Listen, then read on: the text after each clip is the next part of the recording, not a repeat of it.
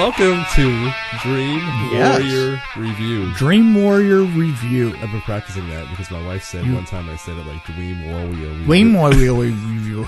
So I fixed that. Dream Warrior Dream Review. Warrior Review. This is episode 5. Oh, it is? Yeah, believe it or not.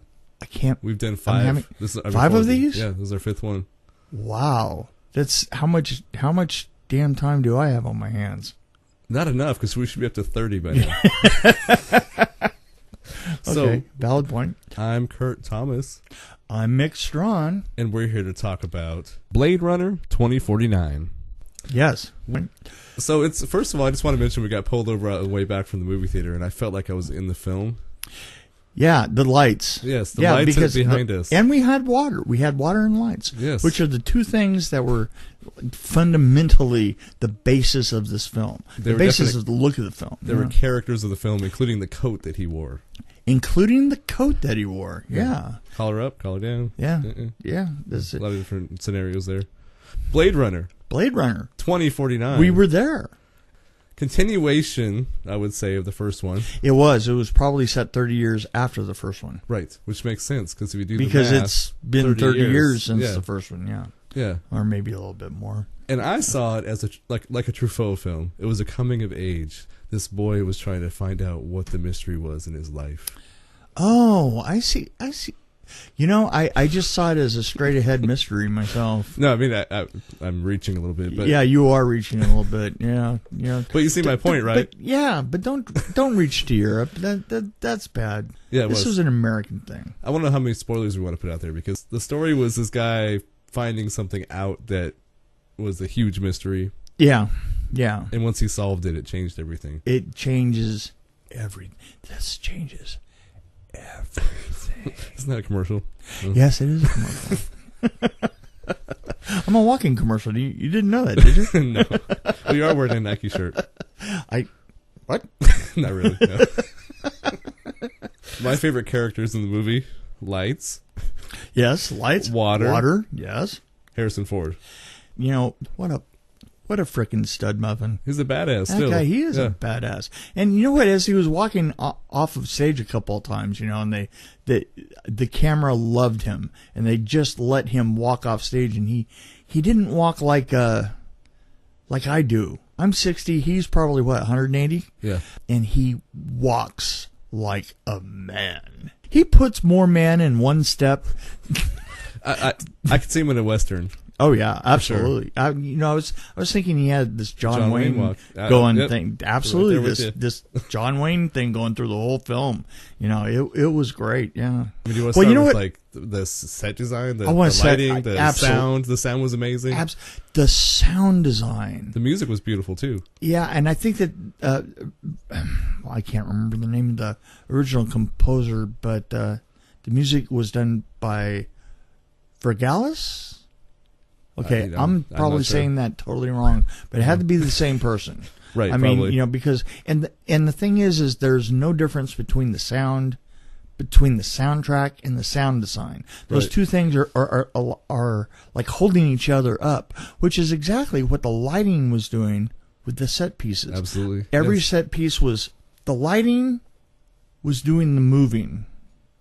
And the lighting, there was no time through the whole thing when a light wasn't moving. And it's either moving with water or physically moving so that the shadows, and every time you look at somebody, they're not in the same light that they were. And it was just fascinating. And the lights were moving too. They were and they alive were almost. Oh, absolutely. I mean, and also the set placement of things. You were walking into sets that only had certain ways that you could walk through them, and you watched people move within these channels so that everything was of a whole, and it had a very atmospheric feel. It was almost like I hate to make this comparison, but it was a little bit like Tron or what's the other one I was just thinking of? Oh yeah, Tron because where they're walking into the room. Oh right, yeah, You know? because of the genius, right? Right. Because of the genius of those films compared to this.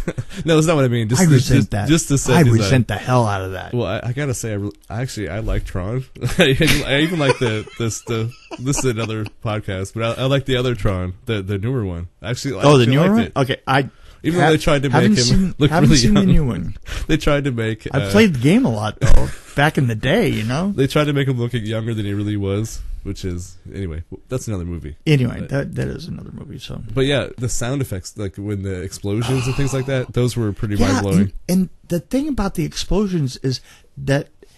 Do you think they had different sounds enhanced quite a bit, or do you think it was incredibly? And I think that they because there were some explosions had a very sharp sound to them, and some explosions kind of rocked themselves right straight into the music that was going by, which was it's just amazing. And the size of everything, there was a certain superhero quality. Did you catch the thing towards the end where Ryan Gosling comes through the wall instead of that going was through pretty the awesome. Yes. That was just amazing. And the thing is, it was handled so matter of factly. Yeah. You know, it's just like, it's like we're walking along and you're walking abreast of somebody else, and it wasn't a walking thing; they were actually running. But Harrison Ford goes through the door while Ryan Gosling just goes through the wall right next to him, and it was. If my memory serves me correctly, I'm pretty sure Rutger Hauer did that in the first one. Yeah, that was awesome. yeah, it was, and wasn't Rutger Hauer holding a bird at some point? Yeah. Well, then you also had the doll maker guy in the first one. Yeah, it was a little wacky. So there's a little comedy in the first one that wasn't in this one for sure. This was a heavy film. It didn't have a comedy. This was It was evenly paced, I would say, and I didn't get bored. Perfectly paced.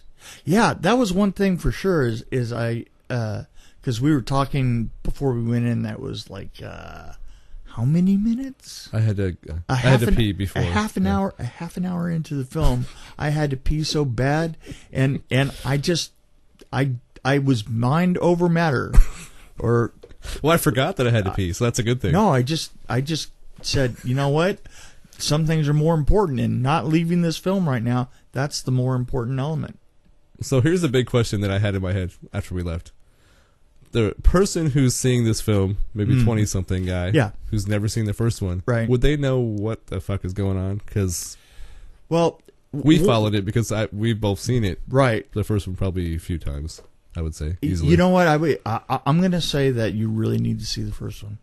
Not only do you need to see the first one, but you need to make peace with its pacing, because this had the same editing style of the 80s, and it's a little bit longer, and there's a lot of callbacks to the first one. Like I would say the town where all the stuff was going on, it was almost exactly like the first one. Oh yeah, but that town has been copied so many times since. Yeah, it's kind of in the Zeitgeist. Yeah. Zeitgeist. Zeitgeist? Why did I say that? I just go along with it. Big word, starts with a Z. But yeah, I definitely think everybody on the planet should see it. Yeah. Well, there's one thing that really amazed me too. The whole thing kind of was pretty amazing, but they brought out a certain character that looked just like before. Right. Well, I'm pretty sure that she'd have to look pretty much exactly like she did. Yeah. Yeah. So it was just amazing. That one scene was pretty amazing, I thought. Okay. So and the fight scene by the water. Yeah. That was pretty awesome. So, okay, let's do our short wrap up here. Yes. Okay. If you went to see this film just for the sake of the combination of lighting and sound and sets, it would be definitely a winner for you. But action. But you do have a great story to go with it, and I highly recommend this film. Highly. But also see the first one.